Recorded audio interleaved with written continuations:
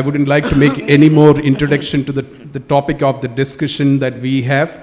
I think it's up on the stage where we are putting patient at the center of our conversations and how do we create logistic and supply chain for pharmaceutical and healthcare industry. I remember Mr. Jani made a reference to the complex supply chain for pharmaceutical industry as we proceed to a much more personalized treatments, cell and gene therapies. So I think there is a lot that a logistics and transportation industry can support the global pharmaceutical manufacturing sector. And we have with us two representatives of India's leading pharmaceutical industries. One is GSK and one is Glenmark. Great to have both of you with us.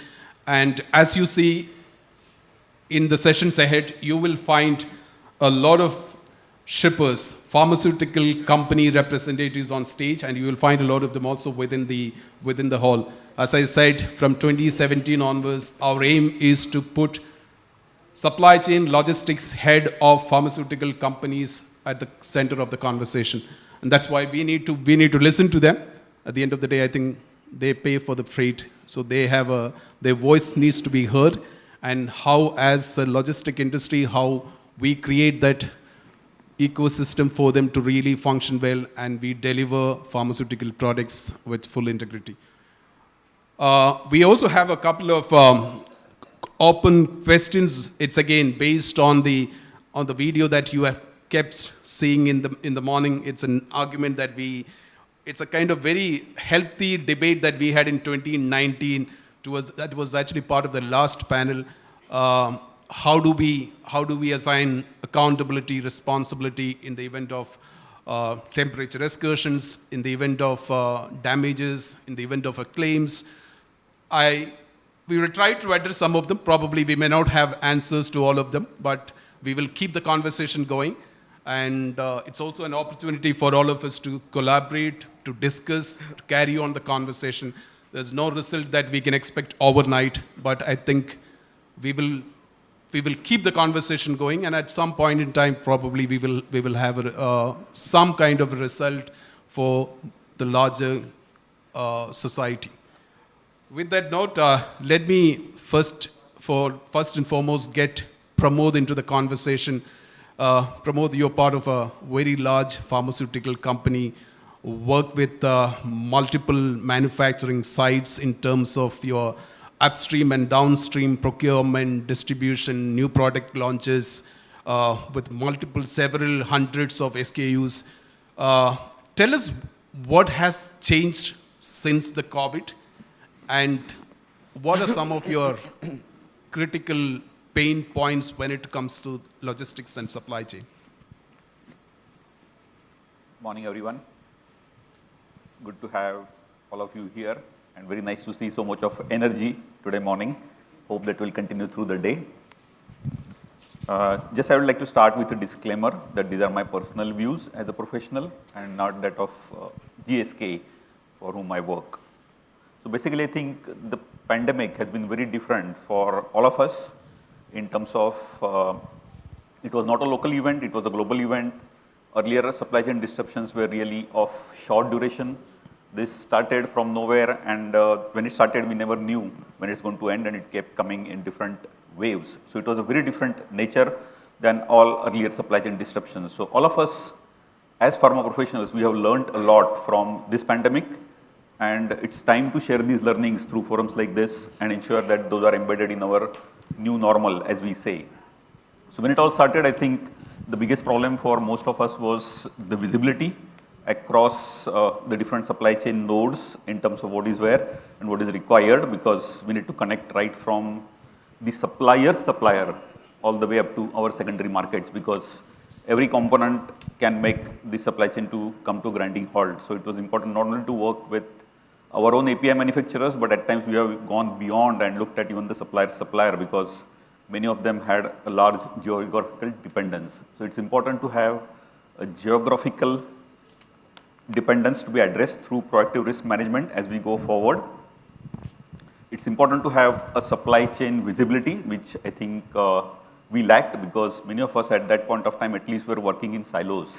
the shippers, the logistics service providers, our suppliers, everybody was working in their own silos. And I think it was important to get all of us together primarily for the interest of the patient to whom we serve. So I think that was the biggest learning, how we can have that visibility, how we are all connected, having the right kind of inventory across the supply chain nodes, investing in the right technologies, because technology is going to be the forefront as I think the supply chain evolves and the demand of the supply chain evolves, the demand of cold chain evolves. So investing in technology is key. Investing in people is in key because people are at the center of everything what we do.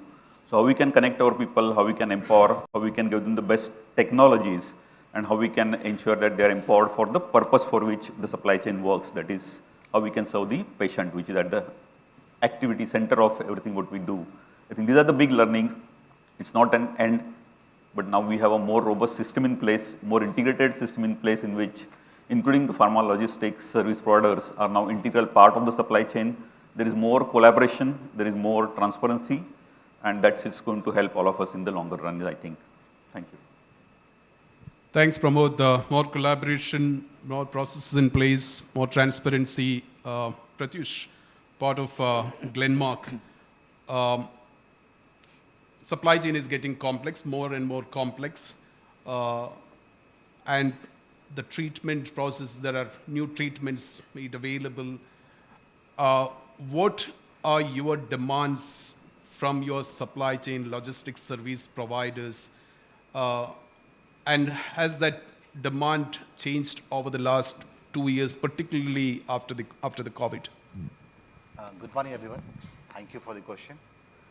Well, during the COVID, I will start slightly at the beginning of the COVID, when everything was stopped. Glenmark took the initiative to hire a charter plane to get our goods from here to US. Complete. So that's how we broke the non-mobility of the drugs from India to US. And then we dealt well. Of course, the prices shot up. The supply chain. In pharma industry, the research, manufacturing, GMP were always the forefront. COVID has made the supply chain come in the forefront now. Not only manufacturing and research, but ensuring the goods reaches on time in the patient's hand with right quality and integrity has become important. And that's how our demand from our logistics partners have also increased. Our goods are very quality sensitive, of course, but yes, temperature sensitive. Monitoring of the data right throughout the journey from the manufacturer to the consumer has to be done. Technology plays a very important role so that we are always informed about the product movement, what is their temperature conditions, are they in the controlled environment which they are required. Then, and so does the entire chain, right from the warehouse to our airports, inside the plane, or when we unload it, especially when it is on the tarmac. In my experience, I have found that that's where the good training is required, the people who handle the cargo, because it's a pharma cargo. And that's my expectations from the logistics team. Airlines, there are quite a few I see here, that good trained people specialized to handle the pharma cargo. And also, I would like to say, our job is not to deliver to the airport. Our job is to deliver up to the, not patients, then at least the customers. So up to then we have to take care of the cargo or the goods which we supply. Further, good distribution practices has to be trained and imbibed as a culture in all the logistics partners. As GMP is in our right, like our veins, in pharma manufacturing. Similarly, GDP, good distribution practices, and not only for US and Europe. In the recent example, we can see there was a complaint from an African country for Indian manufactured goods, medicines. So same has to be, and it actually is not good for India's image as a manufacturing hub of pharma. So for across all the regions, be it Africa, Latin America or Asia, Asian countries, we have to take utmost care of our, that's what we expect from as a pharma manufacturing industry, that when we take so much care to manufacture the goods under right manufacturing practices, right conditions, all quality standards. So during the distribution, it has to be done there. Along with the cost, of course, because that's the competitive world. So like type data loggers, which they can give us the temperature reading online. Similarly, the location of our goods, where they are, or once they are unloaded. So I think, Pratyush, I think you just hold the handling and the airport part. We have the good boys and bad boys here, so we will get into that discussion. I think my, like a follow-up question to both to Pramod and Pratyush, one straight question. Are you satisfied with the kind of, or is your desired demand met by logistics service providers? In the scale of 1 to 10, where do you place your score? So I think all of us, we handle kind of products where those are NPIs, and we serve it to a part of the world where cost may not matter that much. Otherwise, we handle a lot of generic products, and which are always provided to part of population which has huge unmet medical needs. Therefore, what we can provide in terms of the cost cushion is always variable. Therefore, when it comes to the second part, I think working together, finding out more innovative cost solutions, are our existing solutions over-designed or under-designed, how we can have a more sustainable approach, how we can do more of reuse, recycling. I think these are the areas where we will continue to work. So it's a journey. We cannot say that we are happy. We all need to continue to work together and see for continuous improvement. Score 6, 7? Some perfectly in that area. Okay, Pratyush? Yeah, we are satisfied. Okay, let me get, yeah. Here for improvement, to discuss how further we can improve. Okay, so this conversation and this conferences are meant to have this discussion and then improve process and improve our quality of service. Let me get Mr. Jani into the conversation. He said about training, and you are a cargo handler operating at different terminals, Mumbai being the major hub. What are your thoughts on what, after having heard both Pramod and Pratyush? Well, I just want to submit, we are the only terminal in the world who is employing pharmacists at our terminal. So that's where it begins. And I think so, Pratyush just said about people should know they are handling pharma. And I said to our people in our terminal, what we tell them is to empathize them, that they are handling someone's life in their hand. So every worker is empathized, and he knows. And I'll just give you a little bit of it. On the vaccine, if you heat it for a more pressure on the ground, the vaccine gets freezed. Now this is a small thing, but today I can say proudly that our workers in our terminal can identify the drug and say that this is for depression, this is for heart, and that's how they've been empathized to look into what, and our pharmacists continuously training the product of the pharma to our people. So that's small part of training. I think, there were 2 points which came from both the shippers is the integration. And the other came is the visibility. Now, integration and visibility is a partnership and a collaborating process. It's like a nice chef. So whatever you put in, the nice dishes will come out. So it starts from the shipper. How much you want to tell us, about the product, about the process, what critical it is. Give us those input. We are ready to incorporate and move it. In terms of visibility today, I can tell you, we can give you visibility on a piece basis. On your per carton, I can give you that particular carton has gone into which ULD, right? So your receiver on the other side knows this carton is in this ULT. Now, I can give that visibility to you up to the extent. So the further visibility within that box, you have to do it at manufacturing plant. If that strip has to have a batch number, if that bottle has to have a batch number, and which we have seen what happened with the cup syrup. I'm sure government will go backward, which batch number, how, what happened and how. But I think so it has to be collaboration in terms of training, in terms of process, and we can do that. I think we, India, can deliver this. Thanks, Sujani.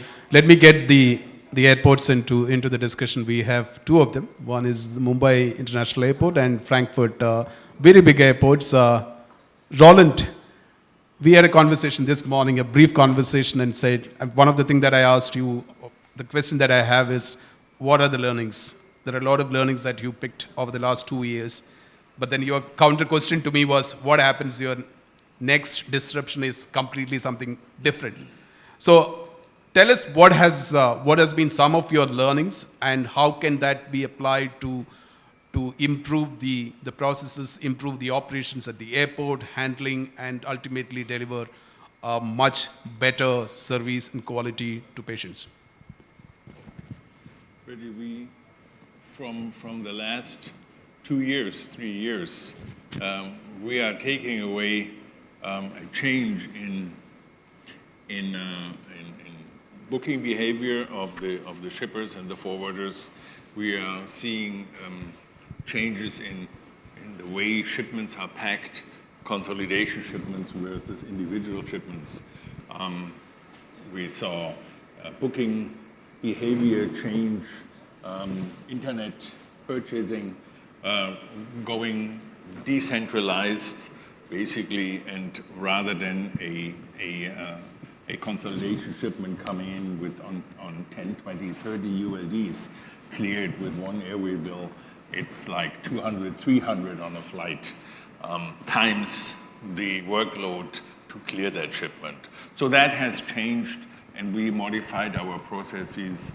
What we are as an airport, we are a point where the mode of transport changes from plane to road, from road to plane, from train to plane. So that is what we are trying to do. We're trying to keep the time, the shipment is between those two modes of transport as short as possible. That is our aim. I looked at that video that was recorded in the past, and it says we don't have air condition on the tarmac. Yes, we do have air condition on the tarmac. So the airports have modified that. We had that before, but we added many of those units because we see the need and the demand for those units. Electronic track and trace. The customer wants to know where the shipment is, when it will reach. If there is a delay, why is there a delay? Those points, it's all coming up. So electronic, and I mentioned that before, sometimes I think cargo and data transmission and digitization are natural enemies. So the large number of members of the supply chain, they all meet at the airports, and it's not easy to connect those. Like you have a shipment coming from an airline, the airline contracts the ramp handler, and then it ends. And on the other side, the recipient contracts the forwarder and contracts the cargo handler. And then those cargo handlers and ramp handlers not necessarily talk to each other. So there's some disruption there. So we're trying to weed out those errors, basically. And it's working. We are prepared if the same, and that's what Reggie, what you said, if the same happens again, yes, but nobody was prepared for a pandemic situation that affects our lungs. What's happening when the next one affects our vision or our hearing? You never know. So there is no guarantee that what we have implemented now is going to be working in the future. So but we have to be faster. And what Tusha said, workers, a lot of our blue-collar workers And that goes for many of the European airports. And I don't know, you have enough, that's what Tushar said, but we don't. So we are short of blue-collar workers, and the training, of course, experienced workers. As a result of COVID, many of the forwarding community partners did let people go with early retirement and all those. So we learned we will not make that mistake again. It's not a mistake, but if you are a company that is listed on the stock exchange and you're not reacting to changing market conditions, your share tanks. So you have to react somehow. But this was very difficult, and we hope we make that better next time. We are back to normal now, so we're looking forward to being able to service you as the industry in the way we used to do it in the past. Pharmaceutical shipments have not been affected in delay process, but it was the overall market conditions that changed and slowed down the delivery process because people were shipping with air freight not picking up at the forwarder, so the warehouse clogged. They were not picking up at the cargo handler, so the warehouse is clogged. They were not picking up at the ramp handler, so their warehouse is clogged. It was the situation that some of the airports couldn't even offload aircraft because the entire chain was full. So we learned from that, and that's it's not going to happen again, let's say, at least not for Frankfurt. Thanks, Roland. Manoj, what is perhaps identify maybe one big step that probably you introduced or rolled out in the last 2 years as the result of what the experience that he had during the lockdown, COVID, the experience of dispatchment of those millions of doses of vaccines through Mumbai airport. To be frank, I asked you some time back about the amount of pharmaceutical cargo that goes out of just Mumbai to either to European destinations or passing through Europe. And to be frank, a lot of the people are really not convinced, or they are not really aware of the amount of cargo that, or pharmaceutical temperature controlled cargo that moves through Mumbai airport. Maybe share something that Mumbai International Airport introduced as a step towards making sure that time and temperature controlled pharmaceutical products are delivered the most effective way. Good morning, everyone. First, let me say this, the pharma industry has kept us all alive, thanks to the vaccine, and not only India, but all over the world, because we distributed the cheapest vaccine and the best quality in the world. And I would say, whatever we have seen COVID impacted and the way we are here today,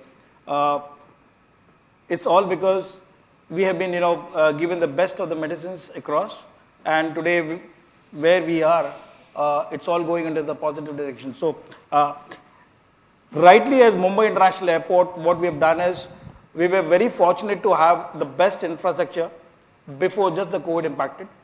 So we launched the best cargo facility, airport base in the world with the largest capacity, Pharma Excellence Center, which CAC is operating, and they've been doing well. Yes, of course, after a month it impacted, and surely there were a lot of challenges for the pharma industry as well as the airport and the service provider. How do we go about it? But yes, the kind of collaboration happened together within a week, where all the stakeholders worked together. That was a good lesson to see that the communication channel was the most important. That's what the learning process happened, because not a single hour the Mumbai airport was stopped because of the COVID restrictions. So that was one of the key things which happened. This sector is also known by the Indian economy as a sunrise sector. The reason is because this is one of the most upcoming sector which is going to be distributing to the world the pharma which is needed to the world. So for us also, as an airport, as an aviation industry, we have to build in that infrastructure across India, because it's going to go big as a vision of 2020. In 2040, the airport vision is to have around 17 million tons of cargo to be processed from India. So if you see the 17 million ton, I would say 35 to 40% will only contribute to the pharma industry.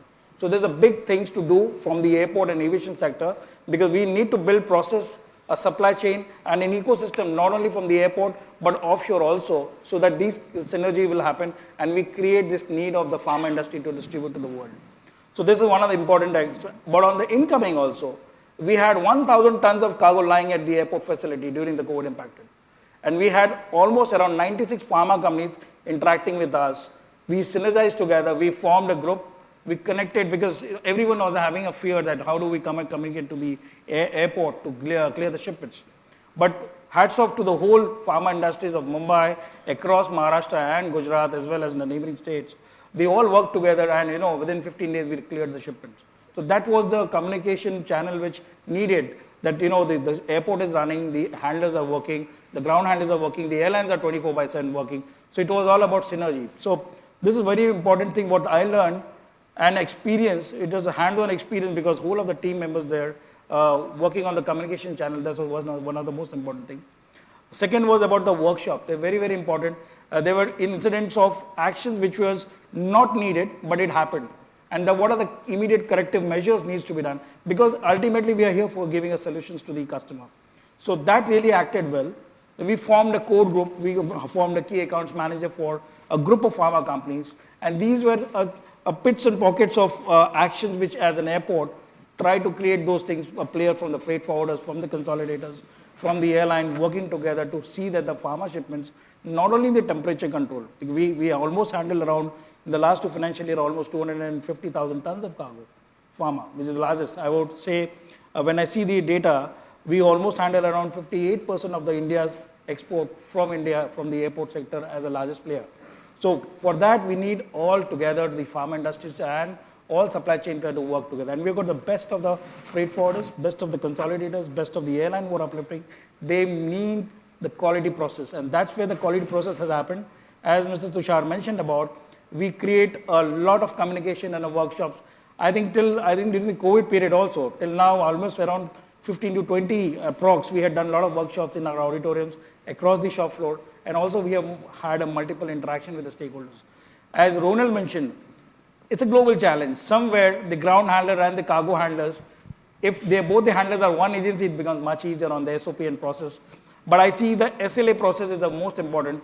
It's not confined to should be between the airline and the handler, but I think it should now go to the next level between the shipper, as well as forwarders, as well as the handlers, as well as the airport. I think this ecosystem needs to be quantified and we need to be written down that this needs to be done. This will help the whole process to see that the efficacy of the product is well maintained. So that's where I'm taking. Are there gaps like what Roland said between ramp handler and the warehouse?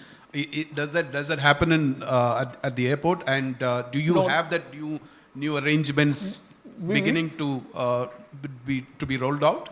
We have worked very, very closely because both the concessions are given by the airport. Be it on the ground handling side, there is an SLA which is very well defined between the airport operator and the concessionaires, and also with the cargo handlers. What we have done is we have documented those processes, and everyone has signed those processes, that handover takeover process, because that's the gray area, and that's what Roland picked up the right way. Where if the handlers are too different, then the airport has to pitch in to clearly see that the synergy is maintained, and those SLAs are there. Performance and the most important is it's not about penalizing the process where they failed into the service. It's all about creating a system where the pharma product is not being hampered. That's the whole objective should be there, and that's what we work together, especially with the pharma product, especially at the CSE terminal, along with 3 ground handlers who are there. There's an absolute SLA well in place. Thanks. Let me get Burak. I always look at Turkish cargo, and they're like a silent giant. They're like, in terms of the IATA's number based on the scheduled CTK, they are on 6th in the latest ranking. And pharma is an important commodity vertical that they handle.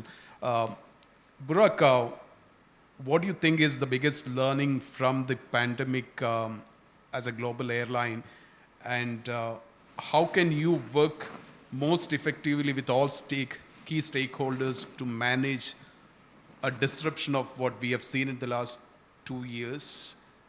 How did you do that? And if something were to happen, how, as an airline, how do you manage to create that synergies within the within the stakeholders of the pharmaceutical logistic value chain?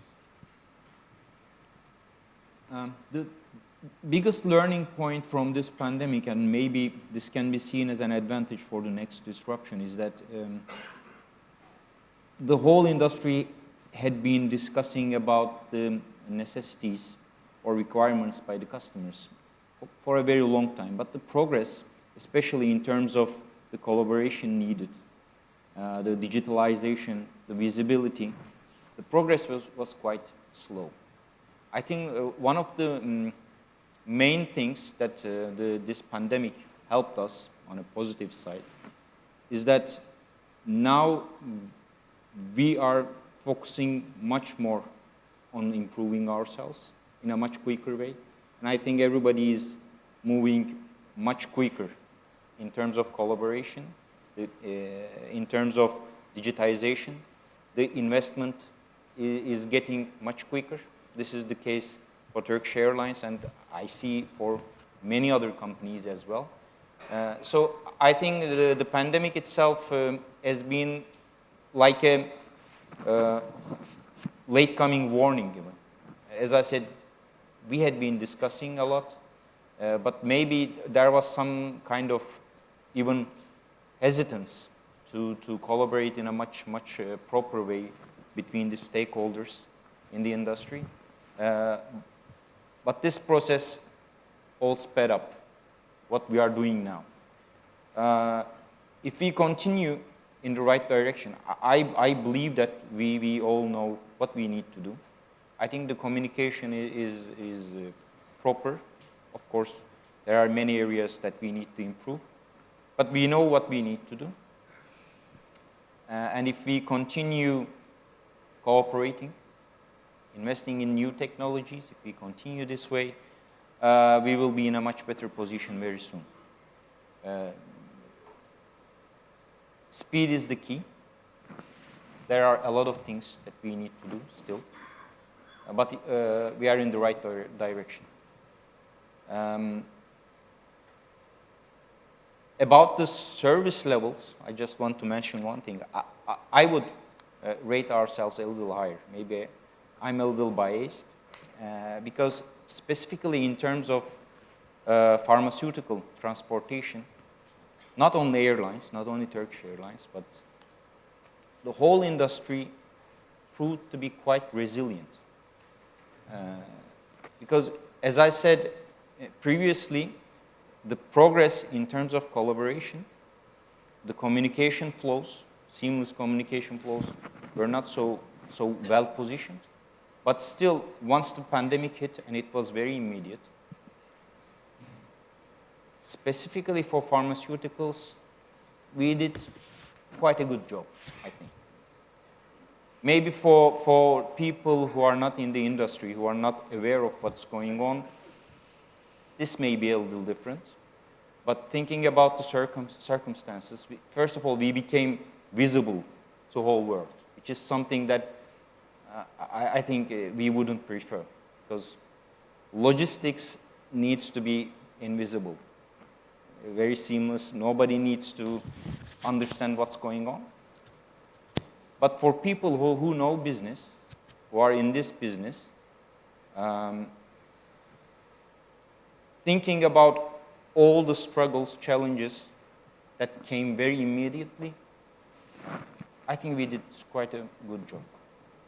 And as I said, if we continue this way, if we invest much more in technology, which is something we do, I think all of us, the next disruption, hopefully, is going to be much less disruptive.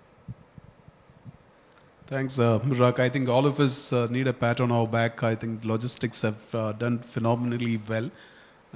We have managed to grab global headlines. This is something like, as Burak said, we should be doing very silently. We have been, I think, all of us have been doing quite silently. I think the virus made us really grab the headline, and I think phenomenally well all of us have done.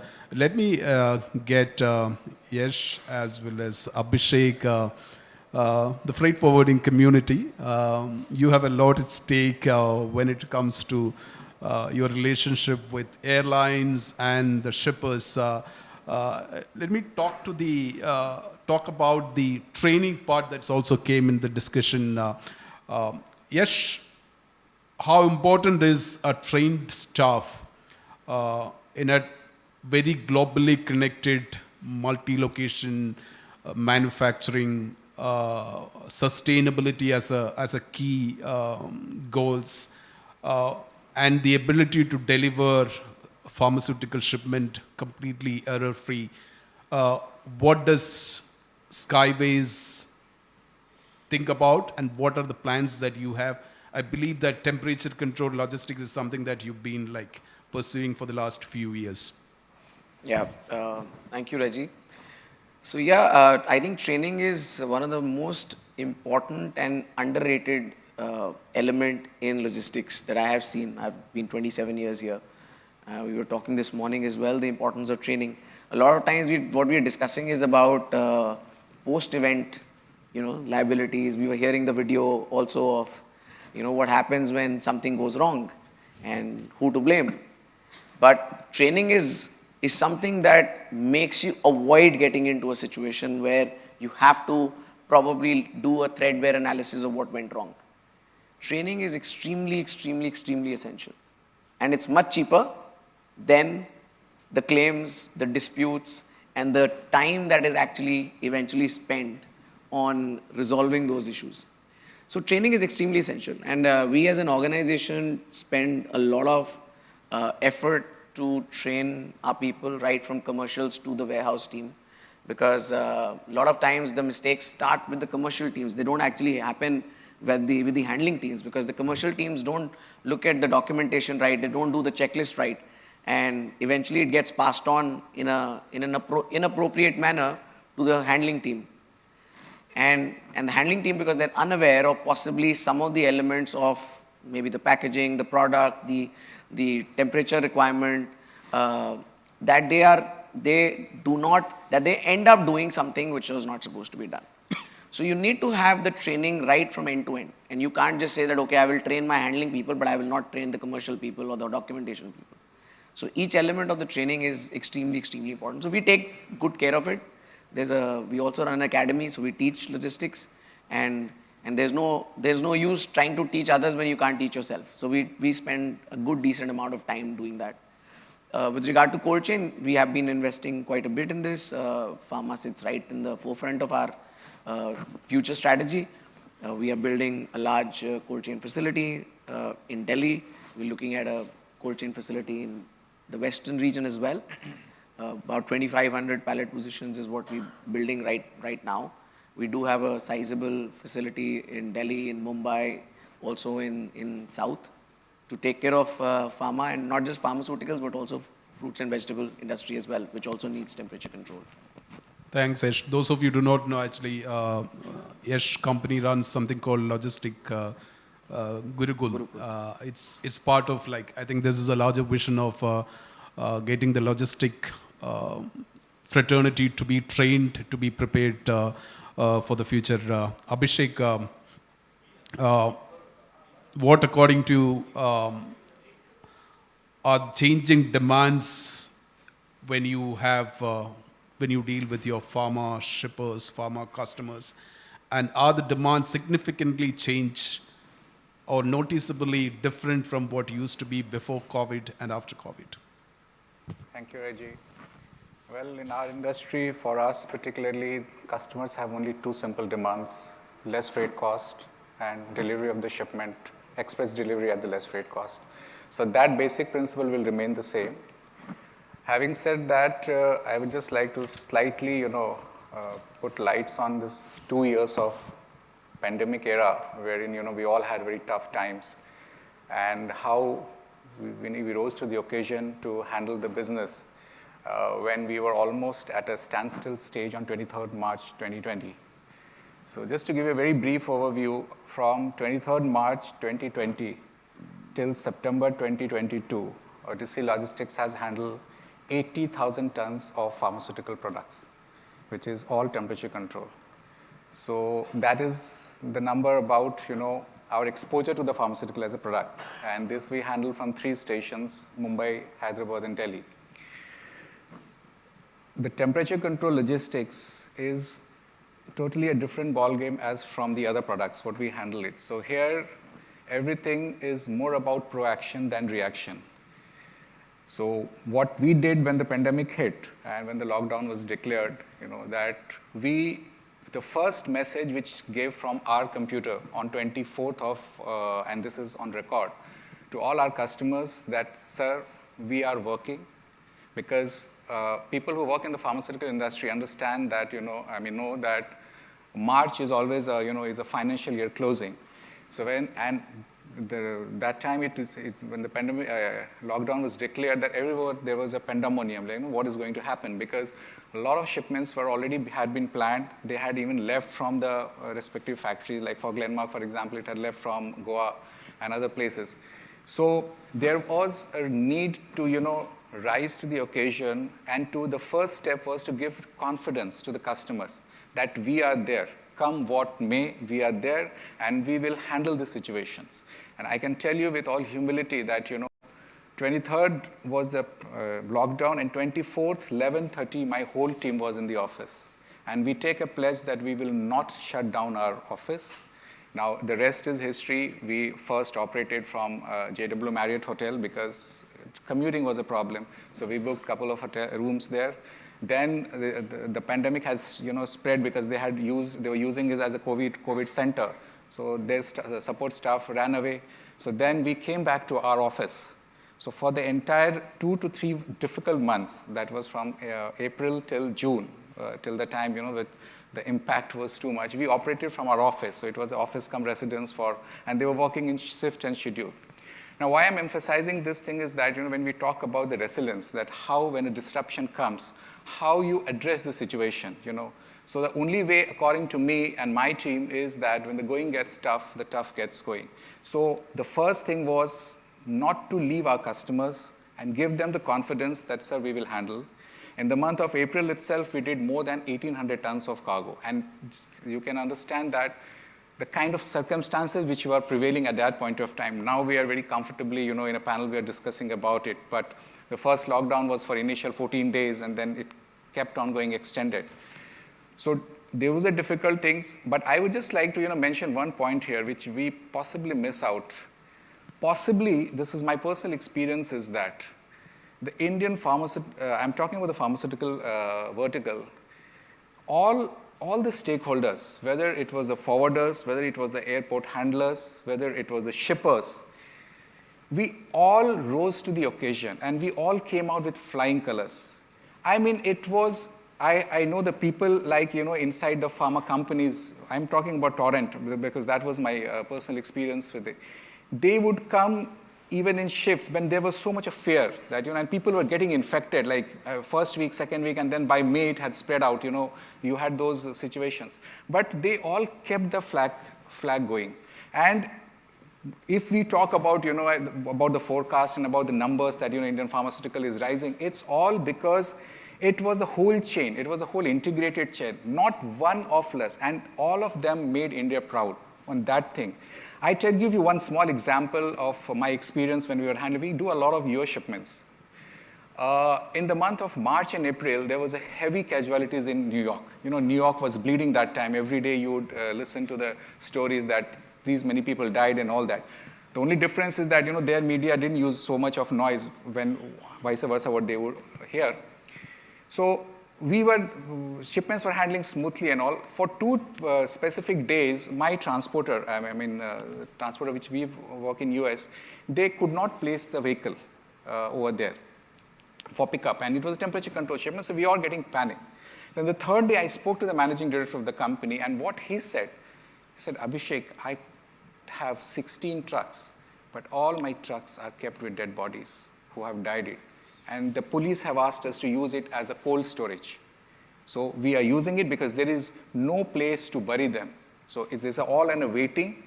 These things happen in the most developed country of the world.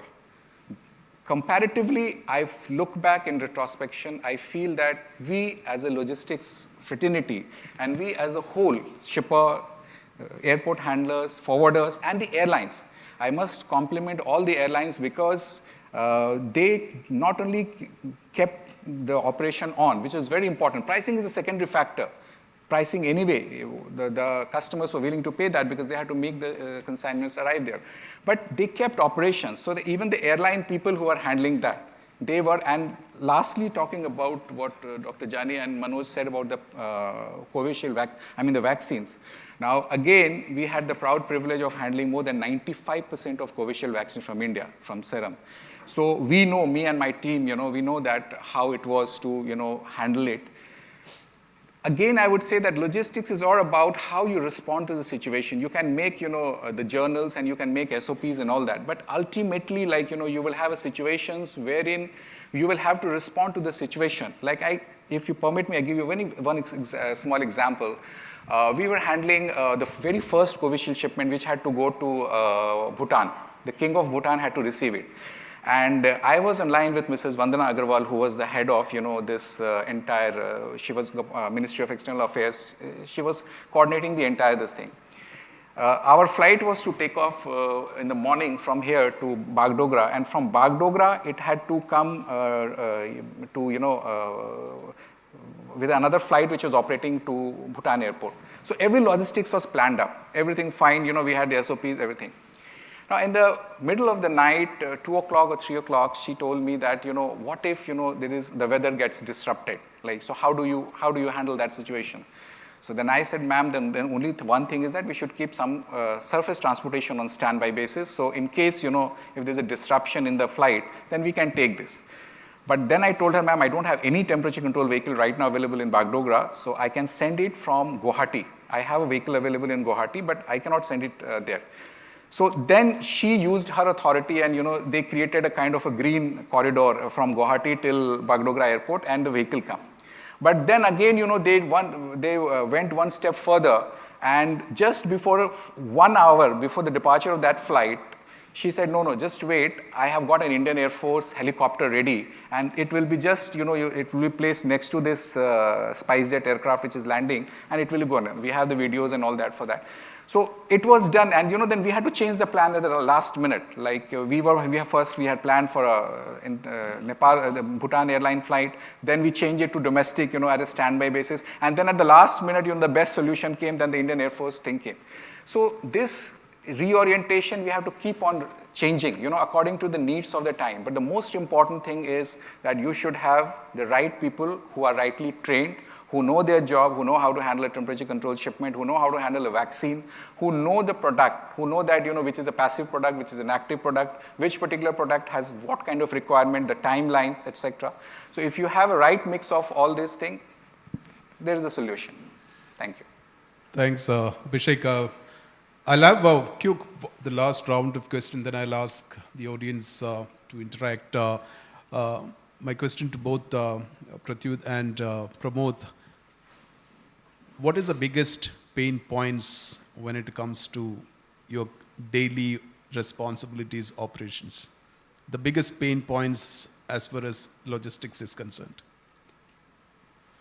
For me, I think, as we call ourselves as pharmacy of the world, it comes with a huge responsibility that we all need to take accountability of the supply chain security and integrity of what we handle. The moment it is, I think, we source from our suppliers, convert into our factories, ship it out, multiple transit points, finally it reaches the patient. So I think the supply chain security and integrity of it is the most concern for me, ensuring, because it could be our own relative who will be taking the product. So if everybody handles with that care, we kind of have that kind of infrastructure in place, those kind of processes, and those kind of committed people who are driven by the purpose, I think then it will be easier, but that's the single most biggest challenge when it comes to the logistics part of it. Can you just relax once you are given the shipment to the logistics service provider and you can just forget about it, or it's like it's a constant stress that you go through till it is delivered? Typically things are managed by exceptions, so not every shipment is managed at every point, but there are KPIs, we look at the exceptions, and that's just the way it goes. Thanks. Pratyush? Couple of things. First thing is the speed. We don't want our shipments to wait at transshipment points. or at airports. Although all the airports have good pharma facilities now, barring few, maybe even at Goa, if you have a pharma facility, it will be great. But yeah, uh, that waiting time has to be reduced or minimized or eliminated altogether. That's one. And second is during the transshipment or during changing of the flights, there the handling of the cargo, of pharma cargo, that I believe is right now the pain point. But of course, we have improved a lot during the years and we are on the right path. It is going to be great. Some good support from all the partners here to the pharma industry. Thanks. Mr. Jani, you have created a number of companies. This is something that you created. You have a leadership position.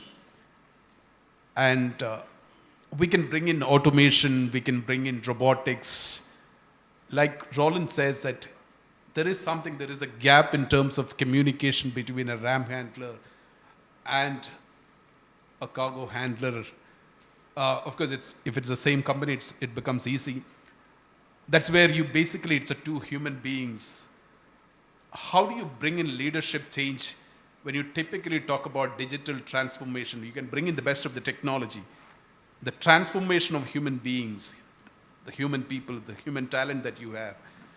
How do you change as a leader? How do you bring that change? I met Mr. Fred Smith, the chairman of FedEx, in 1984. And we were partner of Federal Express as Blue Dart.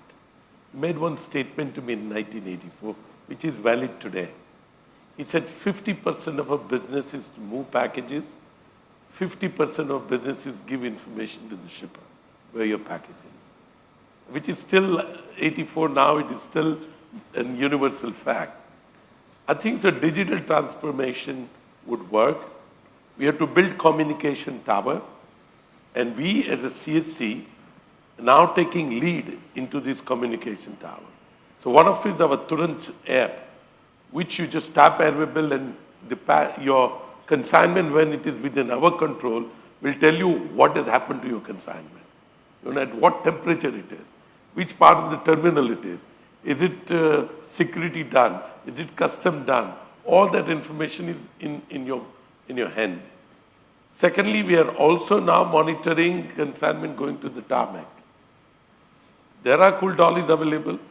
So to answer Shankar, which was then probably a couple of years before, yes, there is air condition on the tarmac if you want it.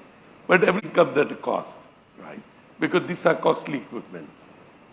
Third, what we're looking is people's training, which I mentioned. The workers has to empathize that this is someone's life. If that cough syrup which is gone, if some worker had empathized and say this chemical should not have gone in that, we could have saved 59 children. And I said that's important, the training aspect. The fourth and most important is the leadership, what we want to do is, and which I said in my opening remark, pharma needs an integrated approach. Indian pharma, being generic drugs, has a capability to give global pharma e-commerce. I'm not talking within India. That's the power we have.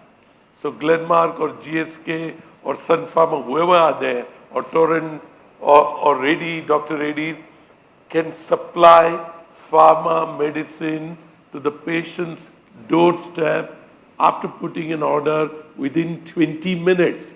And that should be the vision. And that's what CSC wants to work on, that vision as a leadership, to provide leadership to the Indian generic drug. We can do it. So my idea is, if we get integration together, control, and that's what the integrator does. We have to get the integrator's mind to bring it. And once we have that approach and mindset, nothing can stop us. Thanks. My next question I will address to everyone.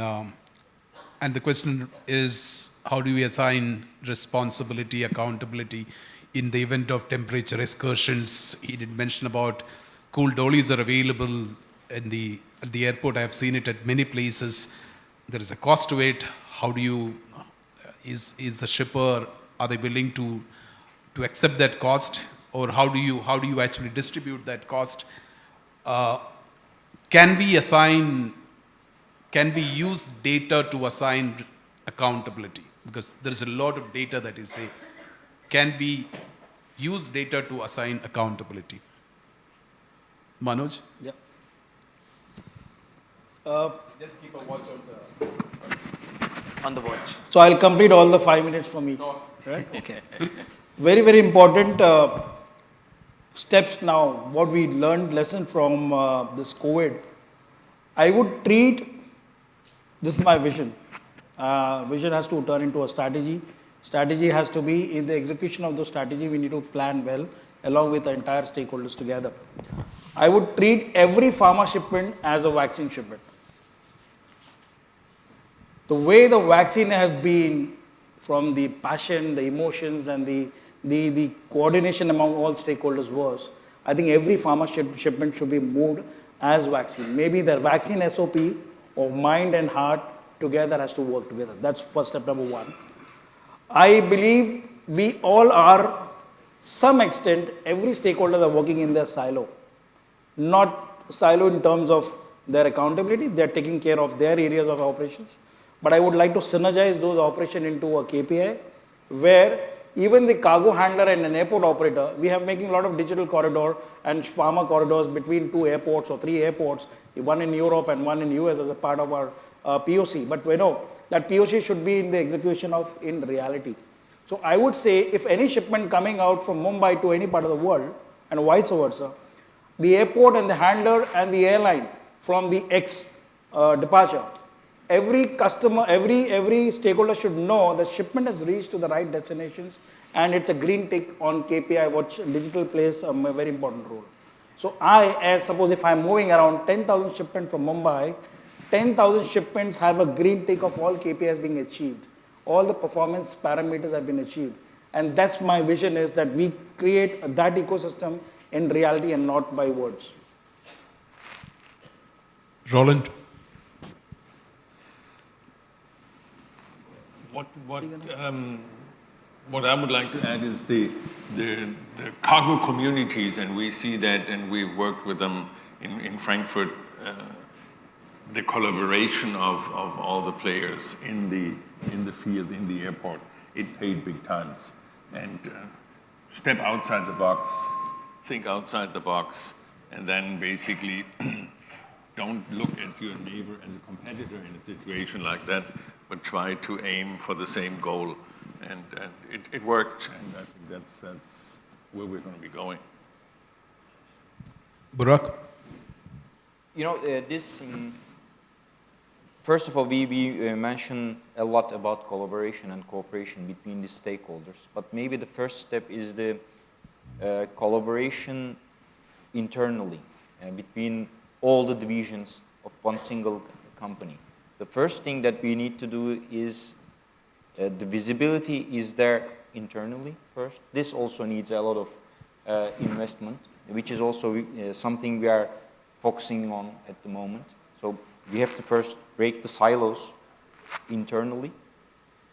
We have to understand each other because in a way, every department doing its own job and trying to provide its services may not suffice in many cases.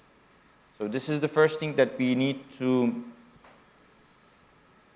excel and become much better as a company. All the processes, all the information flow must be perfect within the company first. And then it comes to information flows with our partners. As I said, this is in a much better position at the moment, and we are moving much faster.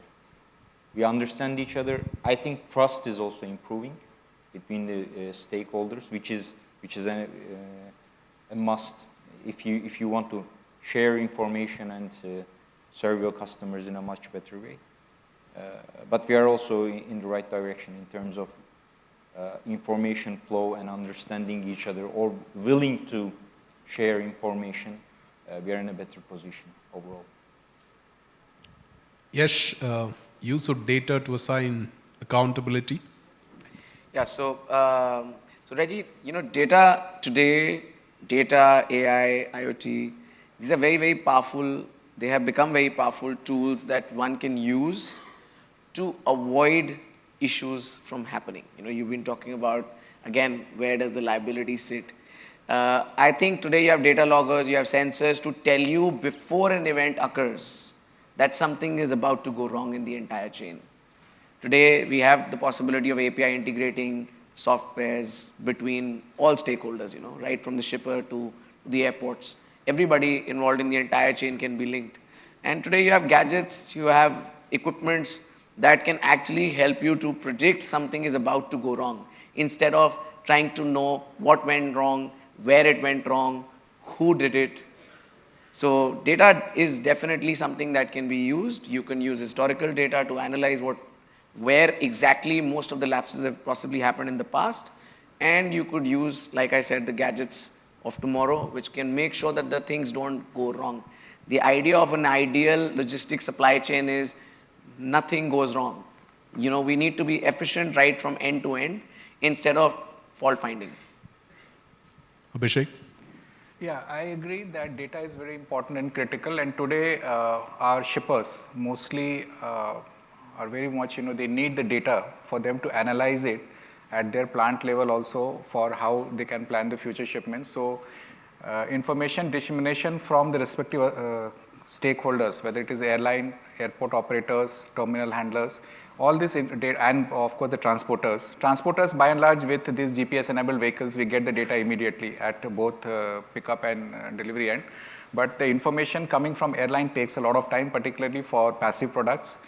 Kappa, most of the airline takes a lot of time, and this is a pain area for the shippers because sometimes the product goes on hold, it's not released. So these are the key pain areas. I think data dissemination from the respective stakeholders to the end customer, because we all are working for the shippers. So that is a critical key point. Thanks. It's time's up, but open to questions from the floor. Please make the question as brief as possible to the point and just identify yourself. So my name is Rajesh Pednikar, and I would like to thank and acknowledge all those on the dais and also in this room and outside this room for bringing us alive out of the pandemic. Having said that, Mr. Jani mentioned about the episode in Gambia. As of now, at least WHO has not confirmed that the syrup was the only reason. It could have been bacteria E. coli. Even the High Commissioner, Mr. Mustafa, for the Gambian government has to confirm that the report is not yet out. That is one. And a lot of Chinese companies are selling spurious drugs in poor African countries and branding them as made in India just to damage our image. So just to clarify that. One question I have for the manufacturer is we can be resilient till the point of cure when the product itself is resilient and stable. So the electronic industry, the products get affected due to moisture. They add silica gel packets, if you see in the consignment, which absorb the moisture and protect the electrical components. So what are we doing? Are we looking at a thermal stabilizer which we can add to the product, which will absorb the heat and stop the disintegration of the API within the formulation? So what research is going on to make the product inherently stable? That is my first question. Second question is to the logistics service provider. This year, because of inflation, pharma companies are going to get knocked off on bottom line by almost 20%.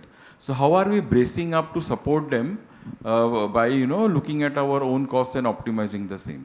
Thank you. Pramod and Pratyut want to take the first question.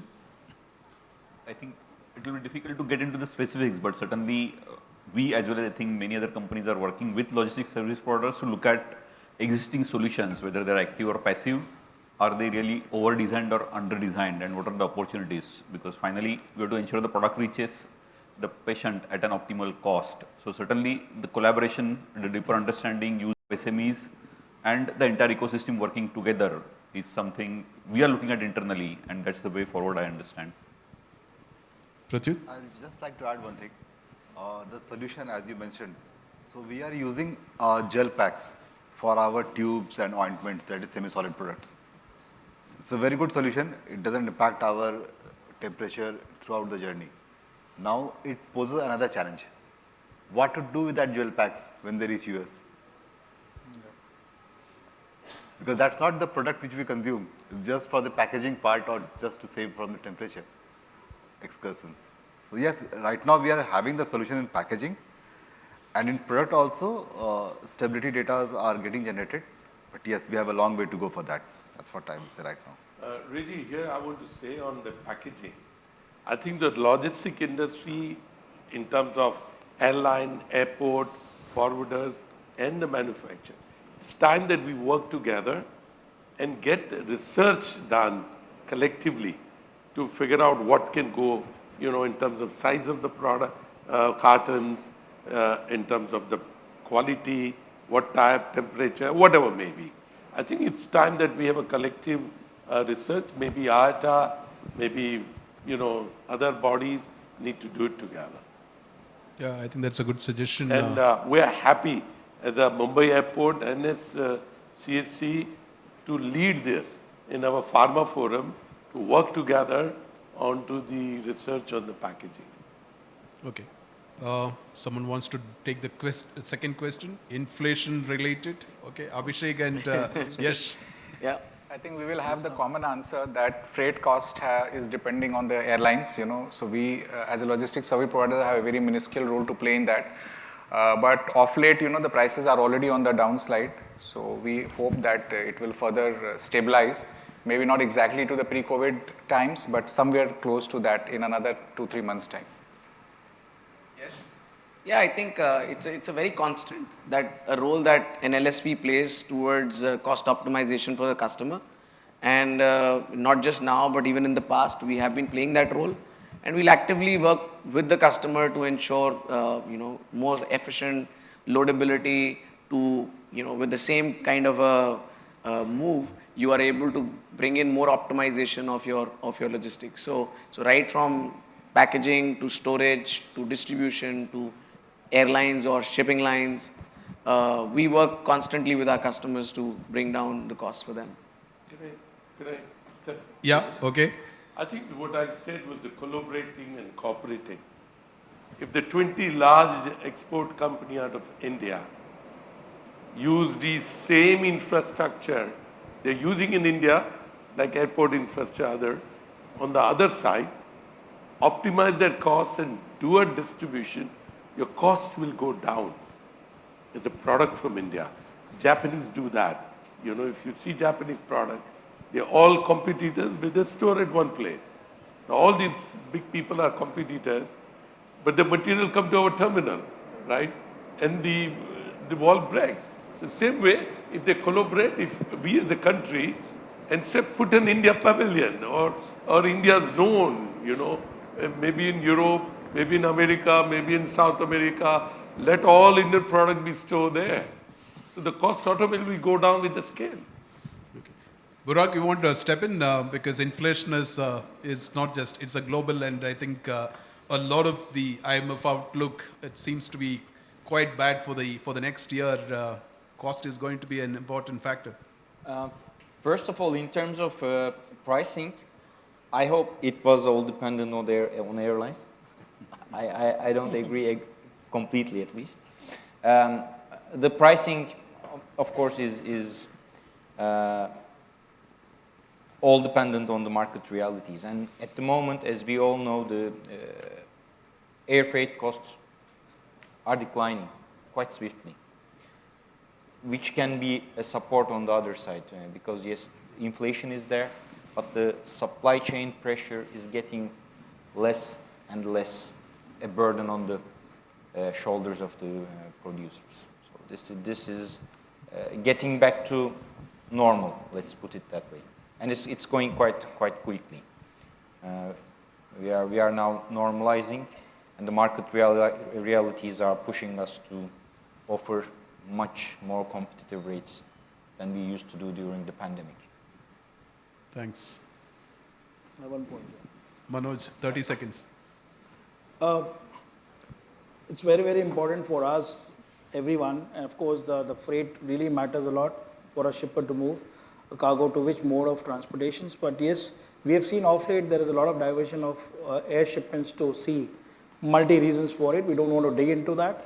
But one thing is very, very important for the air cargo industry is that we need to be very sensitive on all aspects of capacity optimizations and be very price sensitive. The reason is the product is going into a different mode of transportations. I think there are capacity which is going vacant. So we need to see that within the country also the freights are more competitive to an extent on a global pattern. And we need to see that the cargo which has moved, almost 30% have moved to the ocean freight, can come back and we can really explore together. That's actually a really valid point. A lot of cargo is moving to sea freight. Okay, I think there's a question. Hello, this is Balwant Baka. I'm representing Geodis. I'm heading their vertical in pharma. Customers pay our salaries, so this question goes to our customers. Thanks for paying our salaries. So we are talking about present and we are talking about future here. I see, and we are talking about transparency, cost, and whole lot, which is in terms of even costing, we are discussing a lot of costing here. I'm lately seeing a lot of platforms coming from customer ends also, which is Aribas and GoComets, where you're just filling in a price and then you get awarded, you're awarded with a shipment. So is it AI going to be talking to AI, and is human interaction fading away? Is that the scenario in future? How is going to be like? I've worked on these tools myself, so I have slight visibility of how they work. So some of my clients are seated here only, so if they're using Aribas or GoComets, so I'm sorry for that, because I want to know more about it, because what's churning behind clients' mind when they are awarding these shipments, because there are various freight forwarders like us in market, and we are going and talking to clients, selling each day. But what is happening behind the scene is something, and we're talking about need behind the need here. We're talking about delivering pharma, and it's not fashion retail, it is not automotive. So coming from that, there I would like to hear from customers here. And that's the question I have. Basically, we need human beings, not a robot at the end or a bots at the end to interact, because as she said, we're dealing with a pharmaceutical product. I don't know, anybody wants to answer that question? You should stay back. I think there is a discussion in the afternoon on technology, digital transformation, use of AI, IoT in supply chain and logistics. If anyone wants to attempt that question. I think it's a reality given. You know, as you grow in your next generation, there will be no human connect, right? So if anybody optimization, you would do the same. In your own company, you would put reverse auction or whatever, which can optimize your costs. And it's a reality. And the air freight, take it from me, in 5 years from now, is going to be a commodity which will be sold on Amazon platform. Your mother can book a shipment on Amazon platform of 10 cartons, sending to her son the food. The Amazon man will come, pick it up, put on Amazon aircraft, and deliver on other side. So that's the reality 5 years from now. So what are we talking, Ariba? We're going beyond Ariba now. Freight forwarder will still be there. I'm not saying no, but I'm just saying that's what's going to come. I mean, we all can be, optimistic and say freight forwarder will be there, but the biggest challenge for us as a service provider, now our customer has come into our business. How do I compete with him? The Amazon was contributing 4% revenue of FedEx and 2.5% revenue of Federal UPS, right? That has gone. Now, I don't know how the airline or the integrator will react to their own client who is coming into the business competing with you. So, I see a different future, time to come. The air freight will be commoditized, will be sold on platform. Thank you. Keep the question alive, and we will discuss this in the sessions ahead. Okay, there is one more hand. Different. Yeah, this is Ravi Kumar from va-Q-Tec. One point which I wanted to clarify, Mr. Jani mentioned about the packaging and research on packaging. At least from a va-Q-Tec point of view, we are a packaging specialist, and we have been putting a lot of effort on bringing in new materials, new packaging technologies for the last 20 years. So the technology is available in the market. when we are talking about quality packaging solutions, it comes with a cost, of course. We need to look at scale. How do we balance the cost versus scale? That is one thing which I would like to mention. And continuation to this, there is one question which I was eager to ask Mr. Pramod. When we are talking about compliances, or rather 10 years back, we were all harping about the infrastructure at the airport.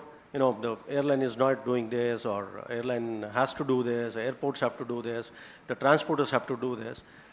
Probably we have come out of that age, and then all of us, you know, together we have built that infrastructure, we have that visibility today. One thing what I foresee or I see in the market today is basically still there is a awareness issue, there is a compliance issue with regard to the pharmaceutical shipments. Though we expect that the others should follow all the regulations, all the SOPs, but why don't we improve our packaging solutions? Why don't we bring in that compliances into our systems?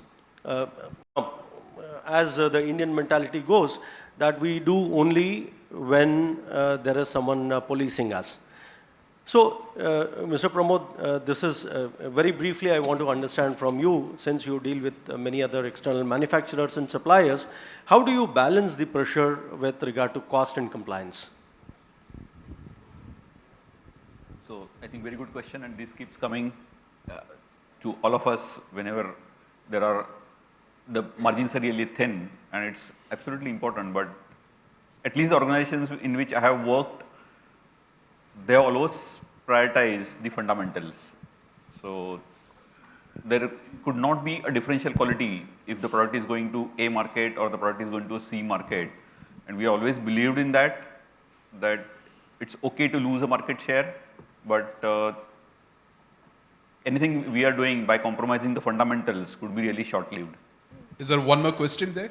Hello, good afternoon. I'm Dr. Vandana. Actually, this role is Global Pharma.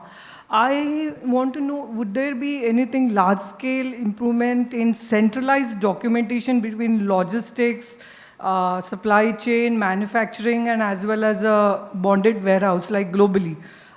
Would that be discussed in part 2 of our session, or any comments? Like, because I think centralized documentation and transparency would be the best. Manoj? Yeah. Centralized documentation. I think it's a very, very valid point what you're mentioning about. That's where I was in my last point which I was raising, that it's very, very important that every KPI of every stakeholder needs to be properly done with. And this documentation plays the most important role because the dwell time goes up. And because of the documentation deficiency, there is a delay in the process also of acceptance and delivery. So right from the departure to the arrival and actual distribution from the final end. So I think it's a very valid point. I think we need to elaborate that more and get work on this, because this is a very, very important and going forward strategy where we have to work together. At the airport, in the ecosystem of airline handlers and the freight forwarders, we can do it. But from the manufacturing to the consumer, we need to see that we can also synergize together on that. Yeah, because I know that the bonded warehouse is all ready, but sometimes there's a leak time as well. Very inventory, and very it's very important because it saves cost. So the challenge remains between the origin country of their regulations, where certain compliance documents are there, and at the destination. So I think it's more of how do we collaborate together, but at the same time, what documentation needed for country to country, and that can be worked together. So airline plays a most important role because they transfer the goods along with the documentation and the data. Yeah, more of teamwork between pharma and cargo. Sure. Thank you. The government has done it with UNIT from the government side. I think it's the private sector which have to do. The shipper, forwarder, handler, airport. That part, if we can do it together, sure we can answer. Stay back, there is something coming up on your lips, so please don't go away. At the last question, I'll take one more question. Good morning, everybody. My name is Santosh Mishra. I am representing as a Skyways group. I have been handling pharma companies from last 27 years with all various shipping lines I have been worked, not on the airlines front. The pain point what I feel, what I have been experienced last 2-3 years today and till today also, the connectivity, we have been talking about the connectivity, whether it is air or sea, wherever it is there. But still, the thing is that we have been seeing the connectivity is that not gone at that scale where we feel as a logistic it should be done, as a customer also. So, and the second point is the damage of the, I think the dumping of the cargo of the pharmaceutical. Last, I think, I remember in 2019, we have discussed about the dumping of the pharmaceuticals and everything. Mr. Jani also mentioned on that. Did we have raised from there, or still we have been, how we can control that dumping? We are recycling it, and what is the other, we have taken the step out of that. Glenmark, because GSK and Glenmark is already here, so we can have I can have an explanation from them. Just a question arises from. Pramod, you want to attempt? Or did you get that question? No, I did not follow dumping. I also could not follow probably. He's talking about the dumping of the pharmaceutical. Yes. The waste. I believe the waste. Rough handling of the. Rough hand. He's also talking about the storage part. Storage part. Storage part at the transshipment airport. Okay, anyone wants to attempt? Otherwise, we take the discussion after the panel or during the coffee break, because we are already running late. Okay, I think that brings us to the end of this first panel discussion. I'd like to thank all my large panel members here. Really appreciate your thoughts, and it's good that we started the conversation, and let's stay together. As most of you suggested, that collaboration is really key, and we keep the conversation going. Thank you all, and a big round of applause to all of you.